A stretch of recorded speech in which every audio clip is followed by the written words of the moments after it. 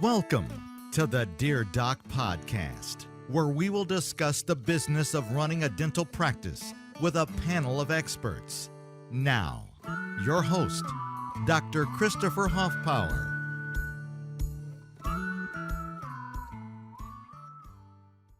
Hey guys, this is Doc Hoffpower coming to you from my studio here in Alvin, Texas. Today, we will be continuing our Entrepreneurial Dentist podcast and talking to Dr. Kathryn Alderman.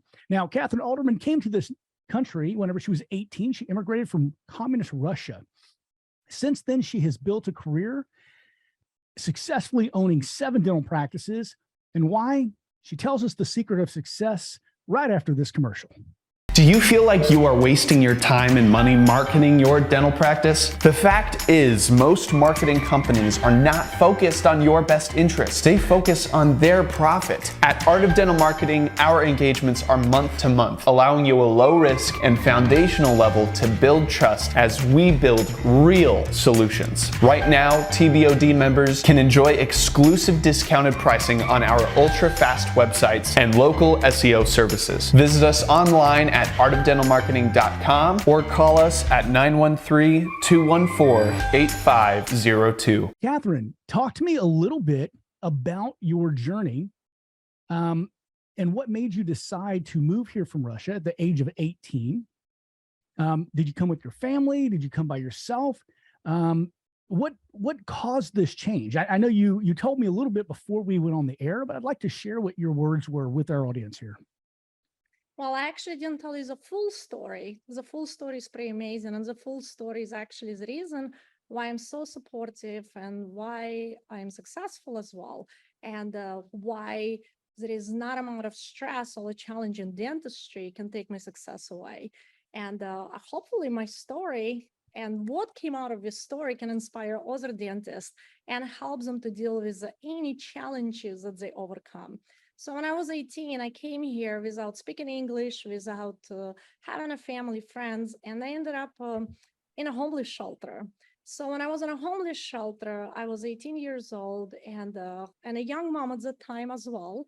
And again, I didn't have a family, I didn't have friends, I didn't have money, I didn't even speak English. So while I was sitting in a homeless shelter and not sitting, but crying all night, holding my little child that was 9 months old at that point, I told myself that it doesn't matter what happens to me. It doesn't matter what happens to me. I'm going to become successful in this country. I am going to absolutely rock it. And after I cried and cried and cried, I did find a way to leave a homeless shelter.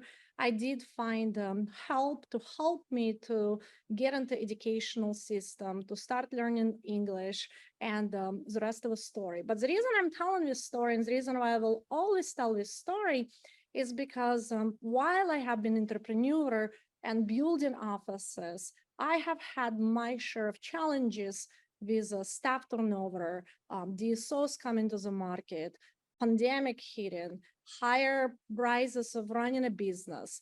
There is always a challenge. There has been a challenge from the day I opened my first practice to last week. The challenge never stops. It's just a different challenge, different circumstances, but I always go back to the night of crying in a homeless shelter while holding my baby and committing to success and committing to full success. So years fast forward, I probably will never be in a homeless shelter again. I'm absolutely independent, I am well off, and I have achieved what we consider success. But I always go back to that night and to that moment. And I am so grateful to the people that supported me where I needed it the most.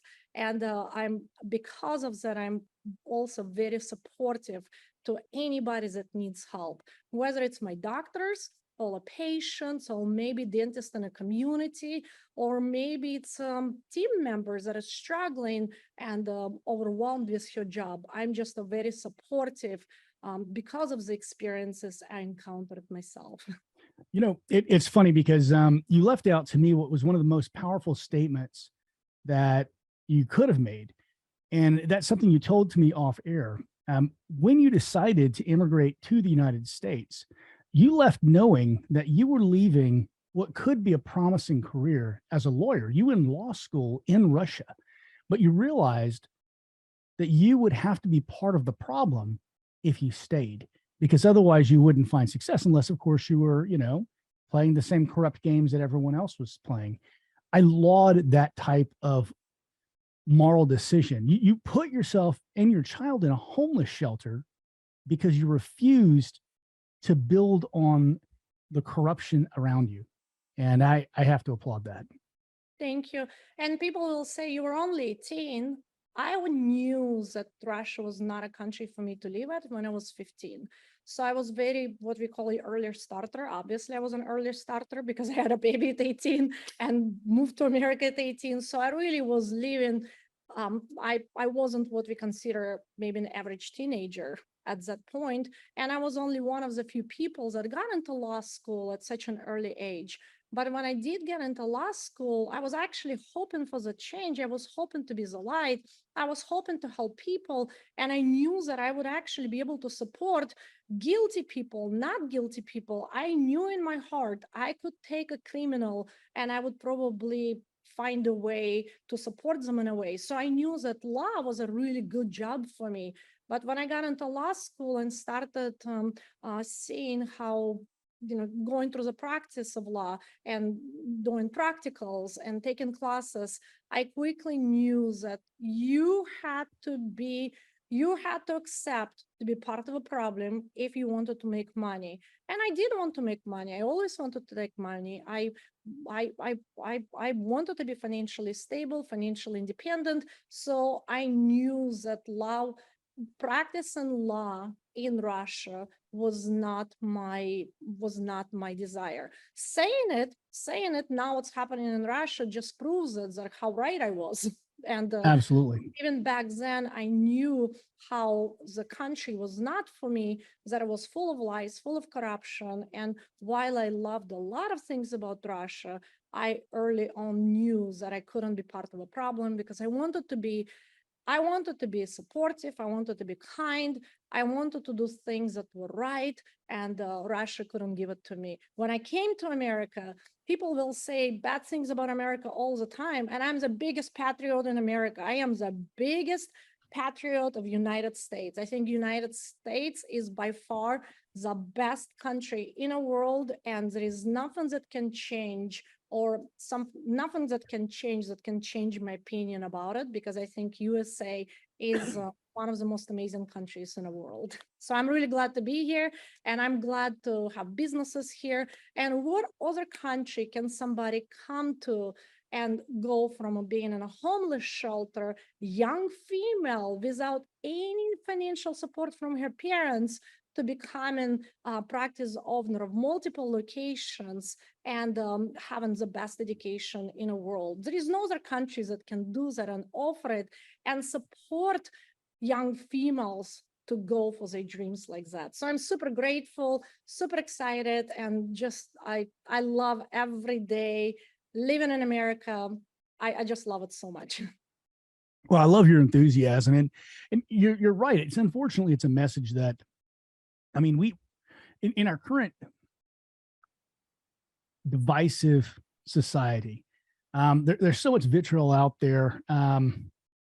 We forget what it is we have to lose by electing the wrong leaders, and I think that definitely the dispute between the Ukraine and Russia right now. I always want to say Soviet Union because it was the Soviet Union when I was a kid, but the dispute that we have going on there now is an absolute affront to freedom. And it is proof of what happens when a dictator comes to power. Even when you get someone like Gorbachev coming in, who wanted, oh goodness, I'm trying to remember the word he used. I remember it was called open. He was awful. So tell me why, because America painted him as an amazing leader. So no, he was not. And I was right there. That was when I made a decision to leave, when Gorbachev was in power, because Gorbachev was, and I was, I think about 15 or 16. And I was really into history. I was really into politics even at that time. So I was a little bit of a grown-up kid, and if you could say that.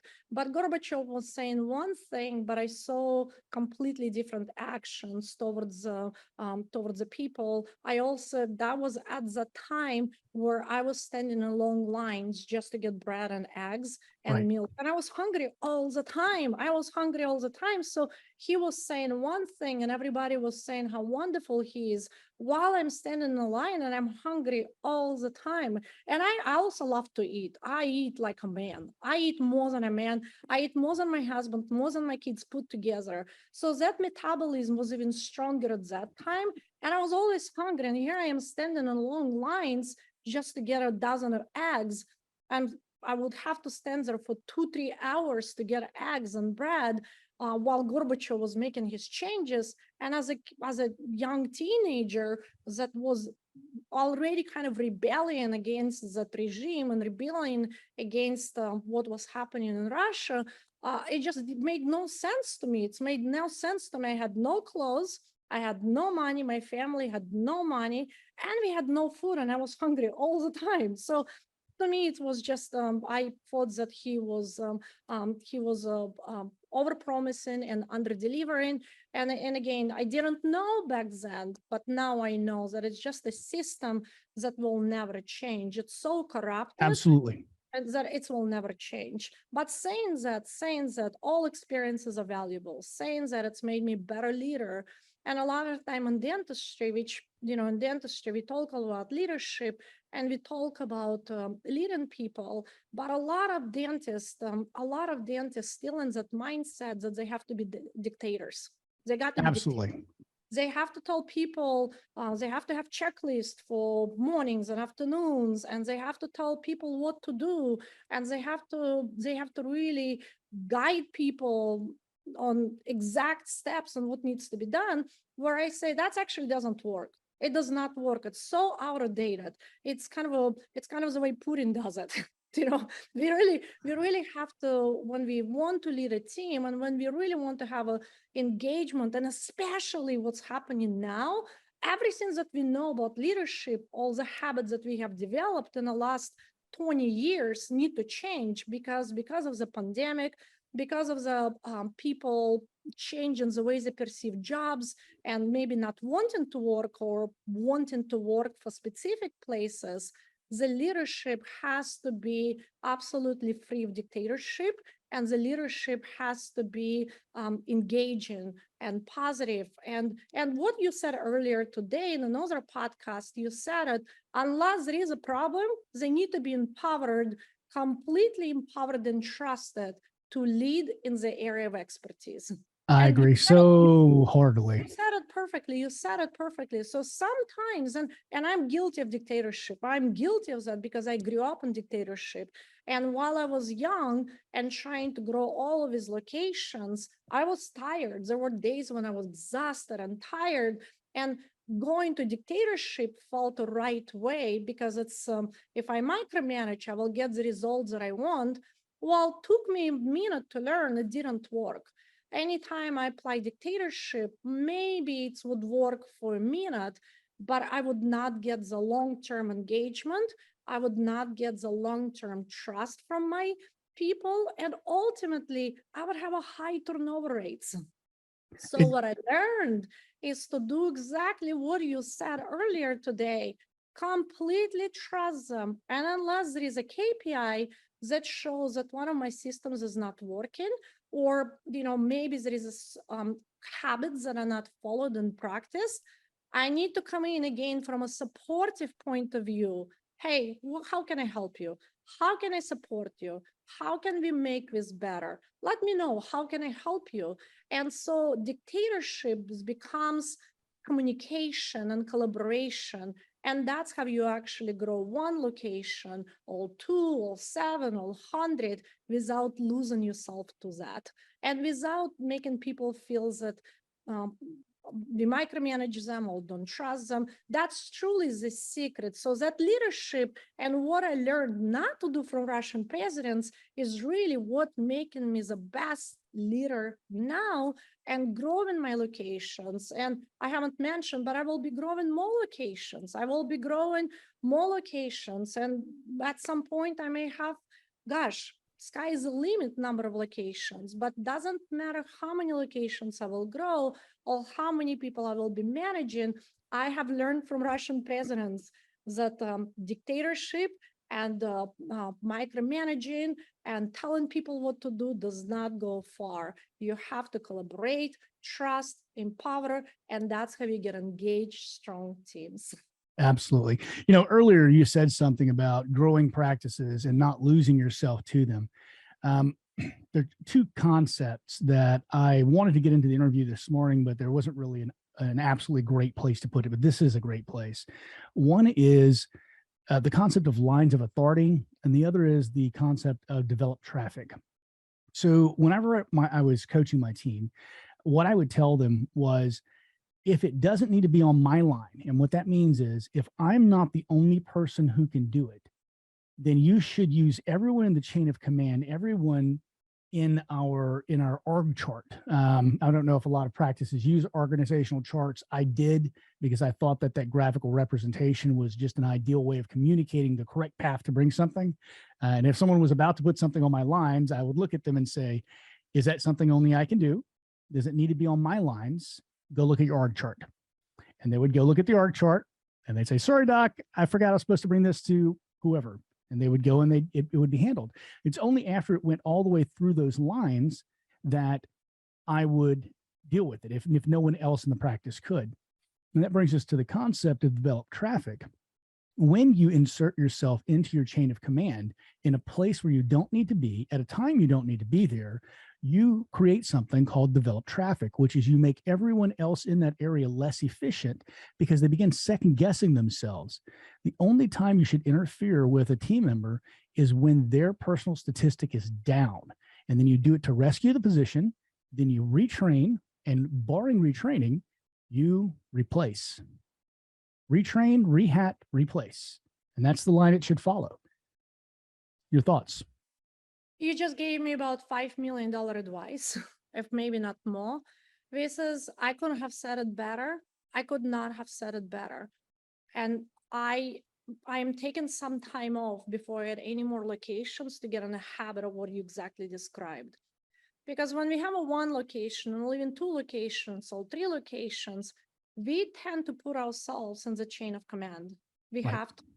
And it's really hard for dentists to see that and say, well, who's going to do that? If I step away, I don't have people that I can trust. I don't have people that they can do it. But it's a magic. If you start switching that thinking, magic happens. Truly magic happens. And what happens that people feel accountable, people feel engaged, people feel empowered, entrusted. They feel ownership. They take ownership. They take ownership. Actually, what you just said, that's a Jacko Willing podcast from earlier this morning. And truly, when somebody comes into you, even with a problem, you should be asking, what would you do? How would you fix it? And only if they don't know the answer, you can guide them to that answer. But when you get people involved and you take yourself out of chain of command, just to follow up and observe from a side, you have the strong, engaged, accountable team. And again, there is a lot of dentists that will listen to us and say, there is no way. Look at my team. Look at my team. I barely could get somebody right now. The people that I get are not quality. That brings another point. That when we can't, of course, do that if we don't have a strong onboarding experience and training. Absolutely. People. And I have been lucky to know that because I have been practicing strong systems of onboarding and training and mentoring my teams. But I cannot imagine my team coming to me and just kind of if I throw them in without onboarding and training. So when we onboard and train and mentor our teams, then we exactly what you said earlier this morning again, you train, you give them the skills, and you step away, and you just watch from the side, and basically magic happens. So when we're talking about chain of commands, you as a chain of command, as a CEOs, as a business owners, our job is not micromanage people. Our job is truly mentor, train, and empower team, and see the magic happens. Because when that happens, and when we empower, train, and mentor our teams, now we can do our root canals, all procedures all day long, and we actually start living life without feeling that business has taken over us. And again, this is a mindset that I didn't have right away.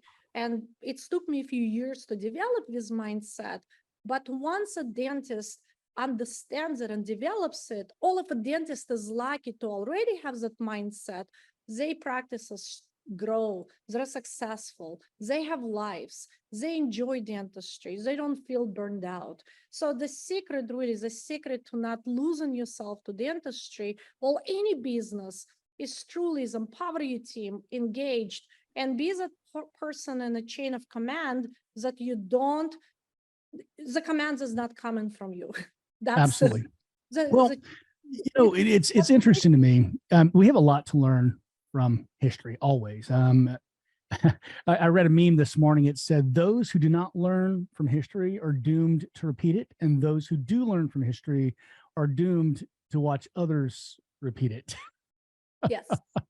So the truth of the matter is there's a reason why in medieval times, in the Middle Ages, the generals would lead from the back. And they would lead from the back because they had strong leaders who were in charge of different squads, and they would have a bugler, and the bugler would make a clarion call, and that would call the general's attention to that area. Then they would raise a pennant, and that pennant was telling him what that leader is seeing on the ground right now. Then the general could take that information and they could make the big decisions on how to move units and whether to, to charge or to withdraw. And there's a good reason for that. Even though we in America, and I think this is a problem, we in America glorify the leader who leads from the front. But if you're leading from the front, you can't tell what's going on around you. You are too lost in your surroundings to be able to provide what it is your job is. Because you have two hats as a dentist whenever you own a practice. You have the CEO hat, and they make business decisions, and you have the dentist hat, and they make clinical decisions. And so you have two lines of authority coming into you. If we are in the fray, we can't make good decisions as a CEO. Many of us make great decisions as a dentist, but we have to remember that we also have to wear that CEO hat. You can't help many people if you go out of business.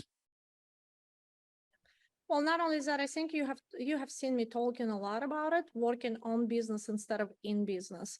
And I said earlier, you just made me about 5 million. And what I meant by that is that you reminded me how important is really to be that person as a CEO, overseeing, mentoring, engaging, and not to be in the middle of all the action. So absolutely. And when I said that, when I start opening more locations, that's really where I maybe tend, that was the reason I said that you probably made me many more millions, is because that will be really important to have that mindset.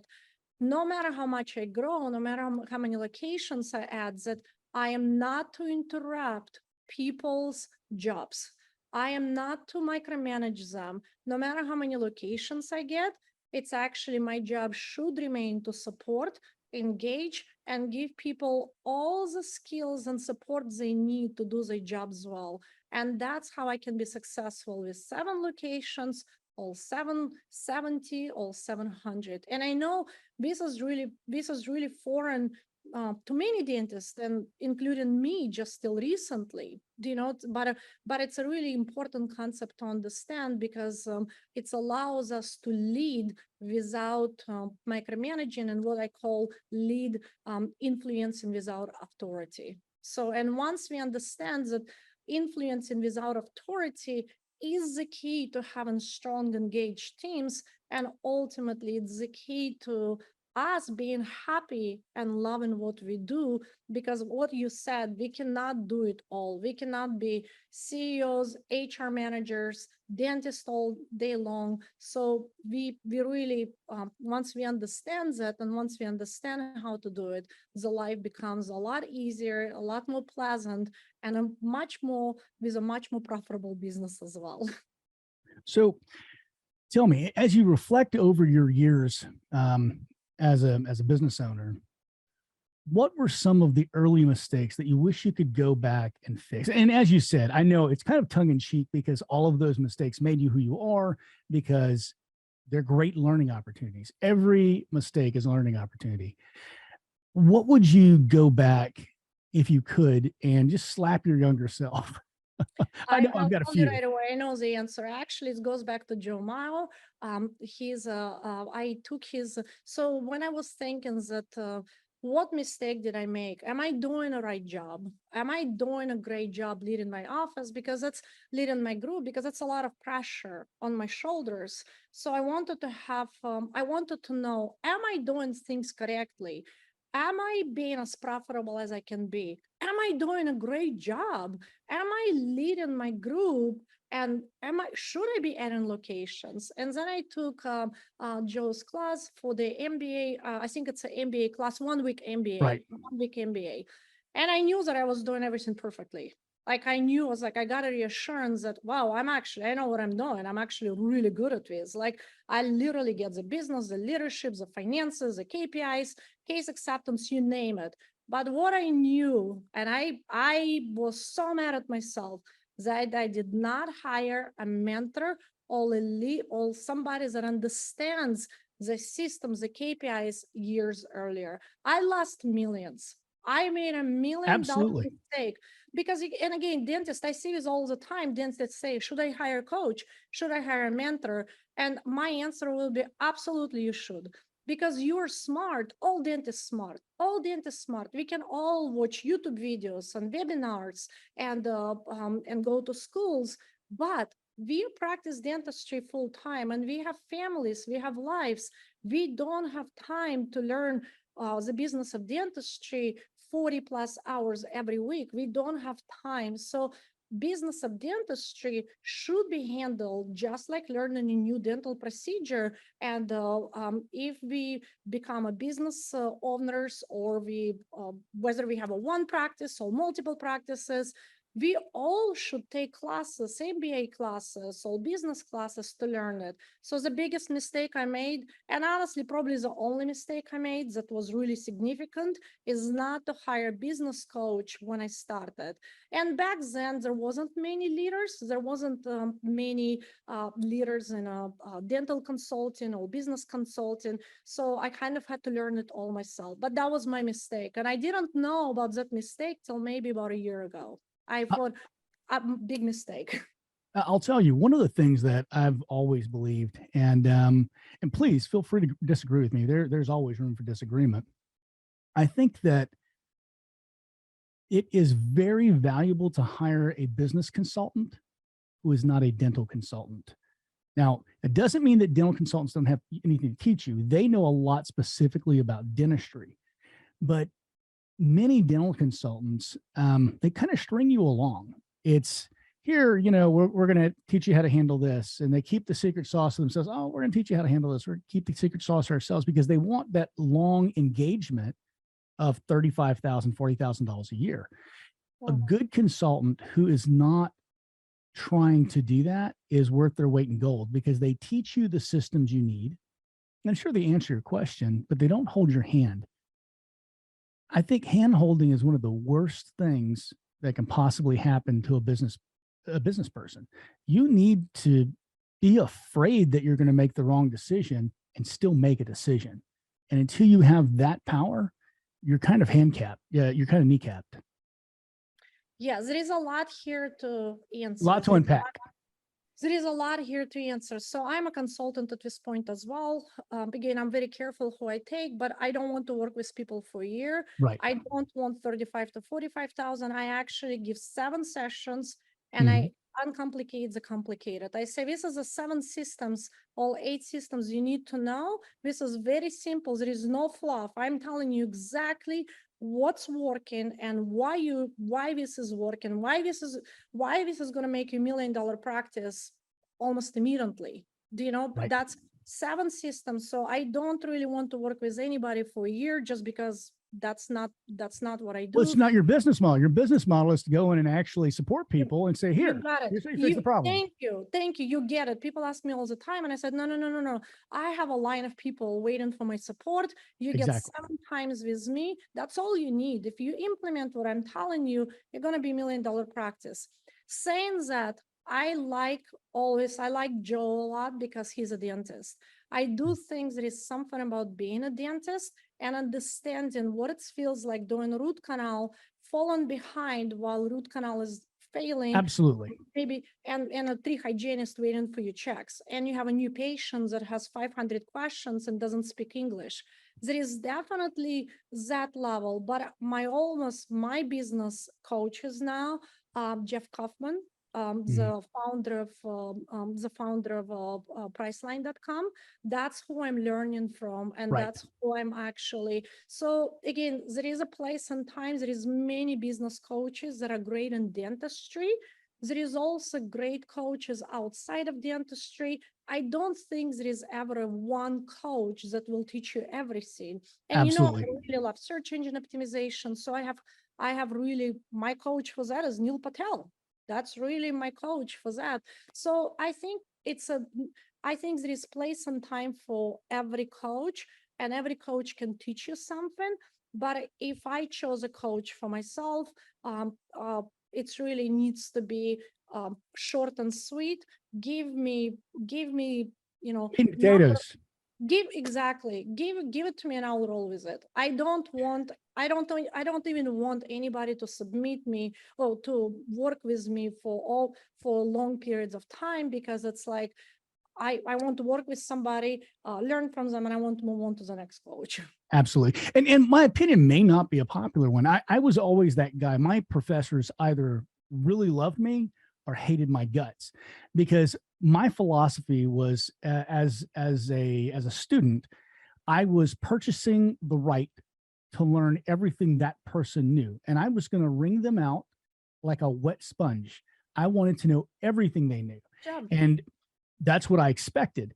Now, there are a lot of people who don't think that way. They're more student consumers. They want to pay for having done the class. They're just looking to make sure that they pass the class, and that's good enough for them. I want to master the material, and I don't have time to waste. I don't want someone who's going to string me on for 5 years, Yep. And I'll tell you guys something else.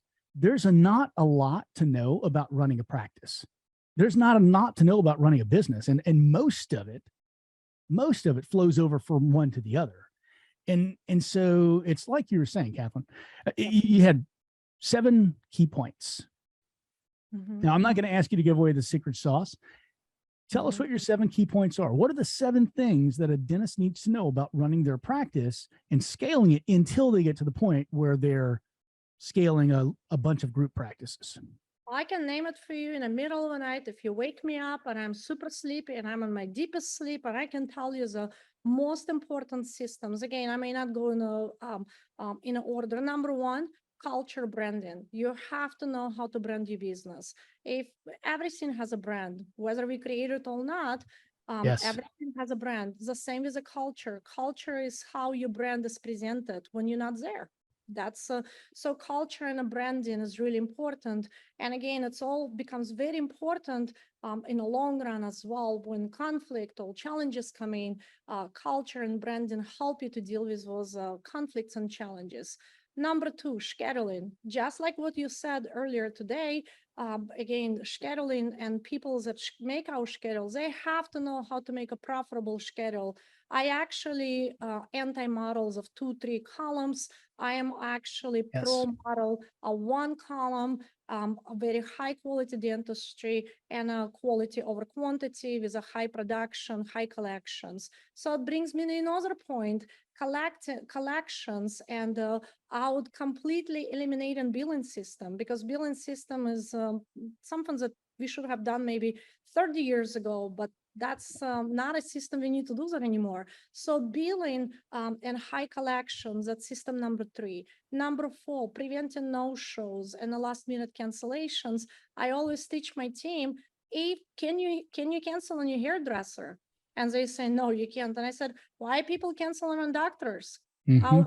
Our time needs to be valuable, but again, it's need to be taught to the team how to have the confidence, to prevent no-shows or cancellations in a very polite, kind manner. That brings to another point, case acceptance as a team.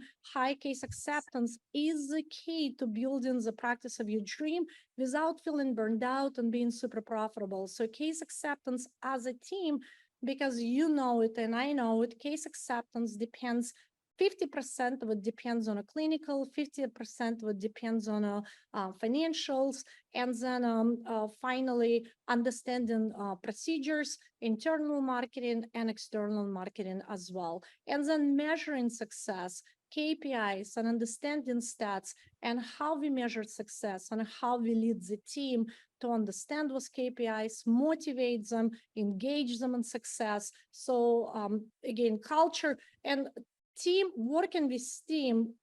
When I talk about the systems and I listed all the systems, leading the team and teaching the team is an important part of every system, because every system has to have team involved and understanding whys, understanding benefits, goals, KPIs, systems. So again, it all goes back to mentoring, training your team, and once your team understands it and trained, you can really implement all of those systems, and then revisit those systems and revisit the training continually, because even seasoned people forget. Even our best people start getting into bad habits once in a while, or they become very comfortable. So I feel like it's constant mentoring, it's constant cheerleading. That right there, guys, is $1 million advice. Revisiting your systems at a regular time every single year.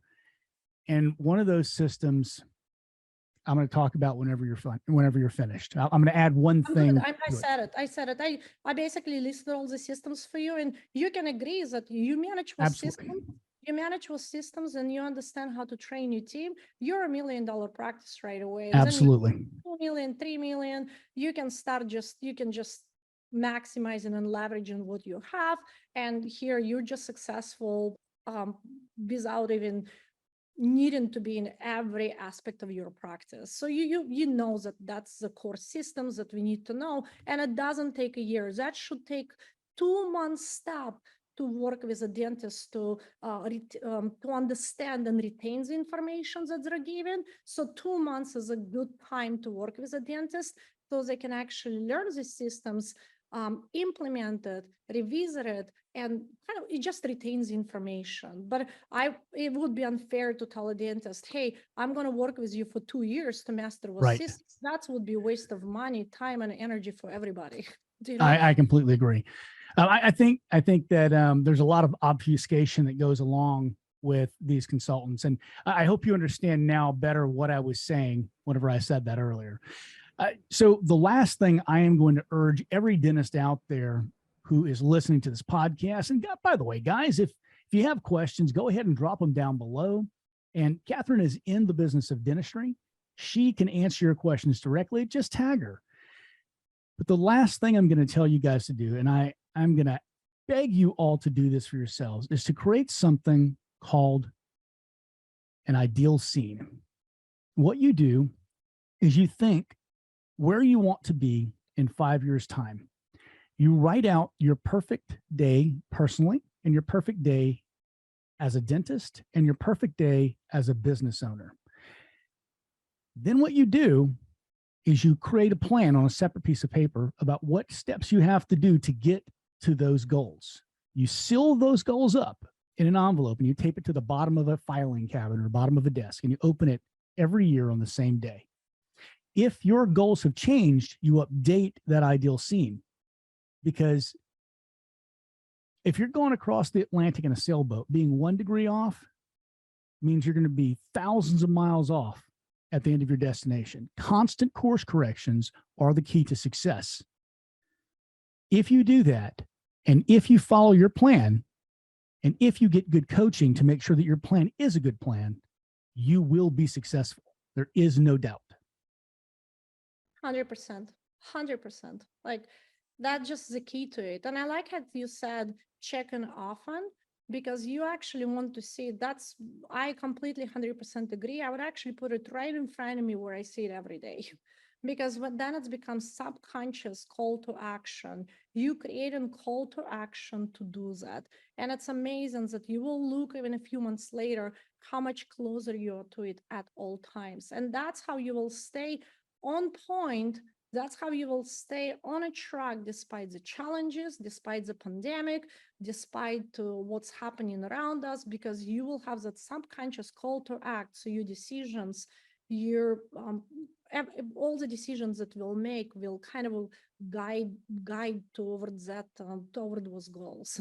And my call to action was being back in a homeless shelter and telling myself that I will succeed no matter what. I will become successful no matter what.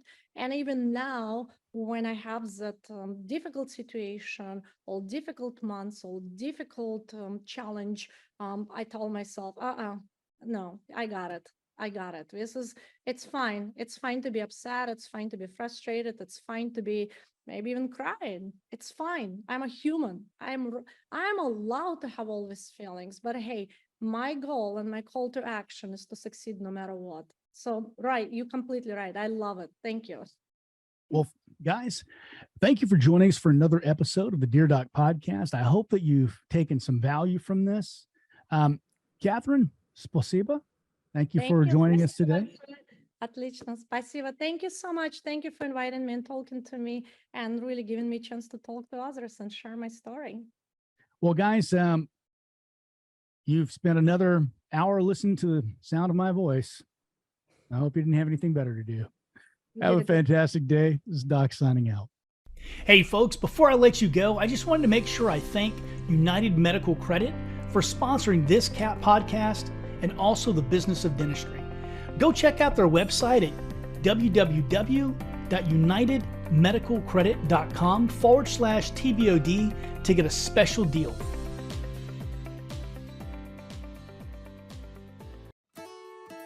Thanks for listening to the Dear Doc podcast, your source for the business and legal questions associated with your dental practice.